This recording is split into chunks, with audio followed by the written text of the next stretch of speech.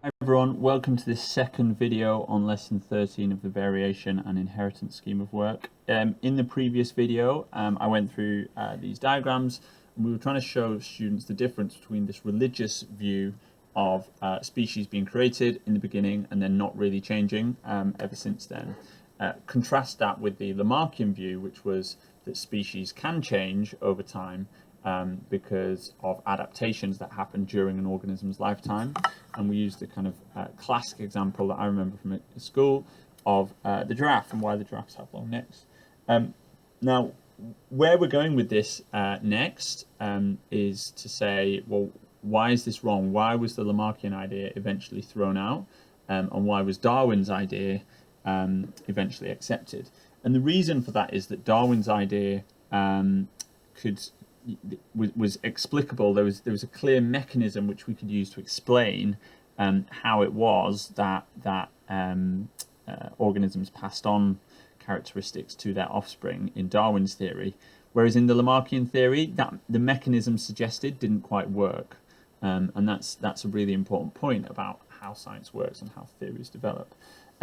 So what I'm going to do in this second video, and as I said in the first video, this is really hard, and it's not an integral part of the course. And if you've got a group who you think might be a bit kind of minds blown by going too deep into this stuff, maybe this part actually you can leave and not do. But for those students who actually want to learn about science in a really rich and rigorous way, it's a lovely example. So what I'm going to do first is explain this kind of this pangenesis, Gemmule's theory in relation to giraffes, and then I'm going to show the work that Weissman did that shows why this is wrong. So the idea of gemmules, ironically suggested by Darwin, so Darwin didn't get everything right, but the idea is that as the giraffe's neck grows during its lifetime, as it's stretching for the fruit on the tall trees, what happens is you get these little particles. I'm just going to think of them as particles, or maybe not particles, but essentially genetic units called gemmules, which I'll label here, developing in the giraffe's neck. And the point is here that these gemmules are then transferred to the gametes within the giraffe's reproductive system. So I'll put transferred to gametes. So inside a giraffe's sperm or egg cell, you're going to end up with these gemmules from its long neck. So these gemmules have been created by the growth of that neck, and they're then transferred into here, into the gametes, so that when the giraffe reproduces and has these offspring, which we can see here, these gemmules are transferred, or you might even say transmitted, to the offspring. So I might label this here. Gemmules are, I'm doing all of this in green just to show that it's something different to everything else we've been talking about, transmitted to offspring. So that all of these giraffes are going to have those gemmules as well, and therefore that's why they have the longer necks. So this is one way of explaining a mechanism by which characteristics can be inherited. And you know, it's kind of a neat exposition, but as we now know, it's completely wrong. That's not how things work. And we'll come to a better mechanism, a better explanation in the next lesson. But for now, it's a really great opportunity to just reinforce what we've done throughout the GLT shared curriculum, which is to give students a sense of how scientific knowledge develops.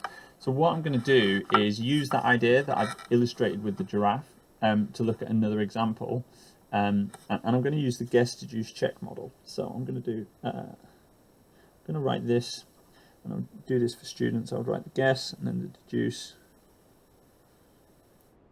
check. So the point here is, let's imagine another scenario. So let's imagine we've got this Gemmule's theory, and what I'm thinking about now is mice that have long tails. So my mice are going to be very rudimentary mice. There's a mouse with a long tail, and there's some little legs. It doesn't really look like a mouse, but hopefully students will get the idea. So inside this mouse's long tail, it's got these gemmules. And what we're saying is, again, as we said in the previous one, I won't add labels here, but these are transferred to the gametes, and then the gametes are transferred to the offspring. And those gametes containing the gemmules mean that the gemmules are transferred to the offspring as well. So a scientist called Weismann, I believe it's August Weismann, he thought, well, hang on, okay, if this is true, we can test this out. Because what we could do, it's a bit of a mean experiment, but if this was true, if this is how characteristics are passed on, then what we could do is we could take our mouse. So let's draw our mouse like this. Oops, I'll draw. There's our mouse. And what we could do is chop off its tail. So we can lop off its tail like this. So the tail is now detached. And with it, we lop off all of the gemmules. All of the gemmules are now gone. So therefore, these gemmules cannot be transferred to the gametes of the mouse, and therefore they cannot be passed on to offspring. Meaning that if this mouse was to have offspring, what we would expect is the gemmules for the long tail have not been passed on, and therefore the offspring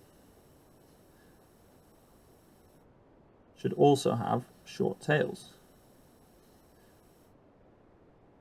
So let's draw another one here like this. So this is what you would expect to happen, and this is what we're doing when we're deducing. We're saying, well, okay, if this theory is true, what would we expect to happen?